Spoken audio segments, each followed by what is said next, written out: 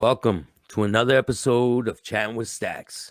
Make sure you like, subscribe, hit the notification bell so you could get my videos every time they drop. So today, I want to tell you a story about my father. My father was Italian to the core. He was 100% Italian. My grandma Vivaldi, I miss her. She was 100 and something when she died. Peaches all the time when I was a young kid. Father, I was named after him. Anyway, I want to tell you a story about my dad, okay? So he was born in Bristol. I met he wasn't around when I was born. There was one night we met at McDonald's. We talked a little bit and wasn't nothing major. You know, I used to lie to people about who my dad was. I used to make up stuff.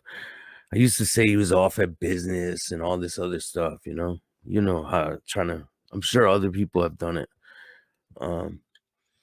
So I ended up getting in trouble and getting arrested for home invasion. So I was out on bond. My mother got me out on a $10,000 bond. Back then, in the 90s, that was a lot of money. It was a big deal. She had to put up a lot, collateral and all that stuff. So I had a paid lawyer, 10%. And I was out on bond. All of a sudden, my father calls me up out of the blue, and he's like, "I'm in town." So I go and see him, right? Now, this is like the second time I've ever met him. And I'm 16, and he's like, "Just come with me." He's like, "Just bail out on bond. You just skip trial. You don't even need to deal with any of that." And I'm like, "I can't do that. I can't do that to my mother. She went out on a limb to get me out of jail, and I can't just run on her." And he was trying to convince me to do that. So I told him no. So we ended up spending the day together that day. Whatever. We drank a couple beers. And that was it.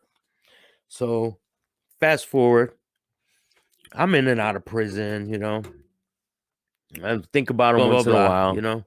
So I'm working one day. I'm remodeling a basement.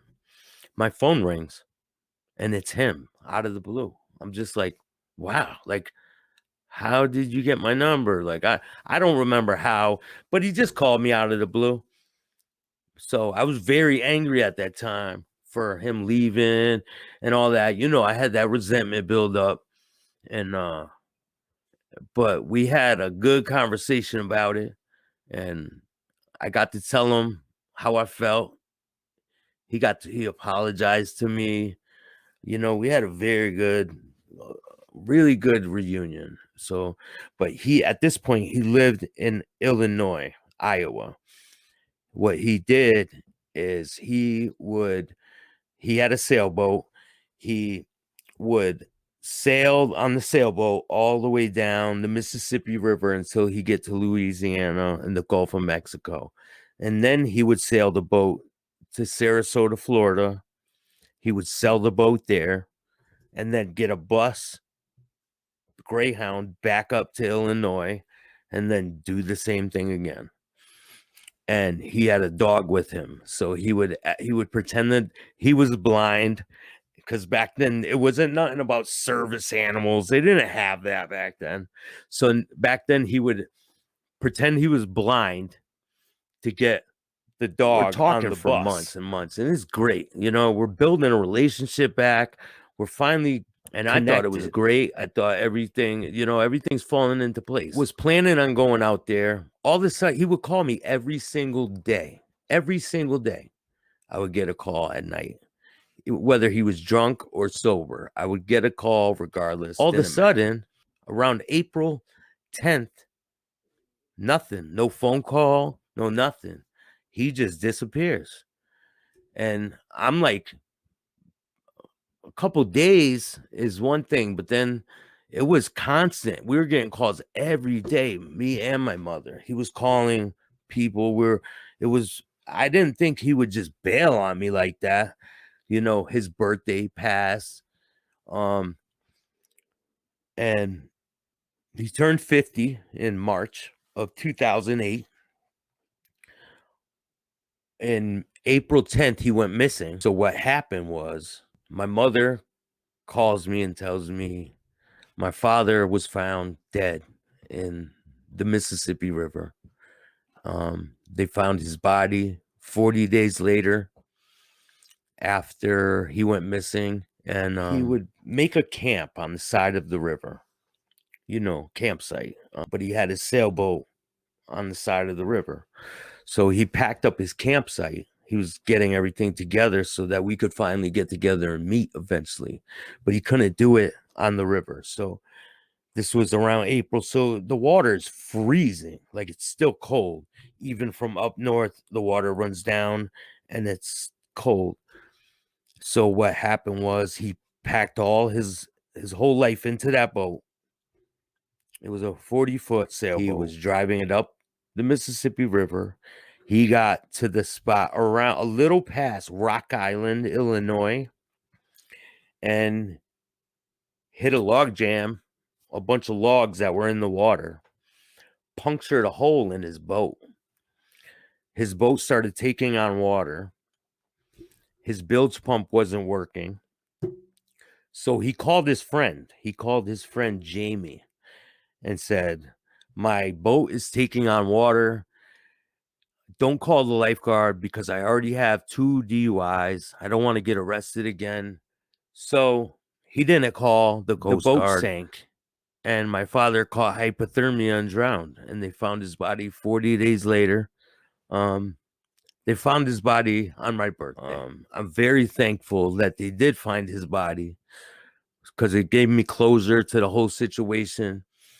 And this past Father's Day, I went to the Farmington River in Connecticut, and I spread the rest of his ashes in the Farmington River in Connecticut, because when he died, I had a case pending. I still had to go to prison for 9 months, I believe.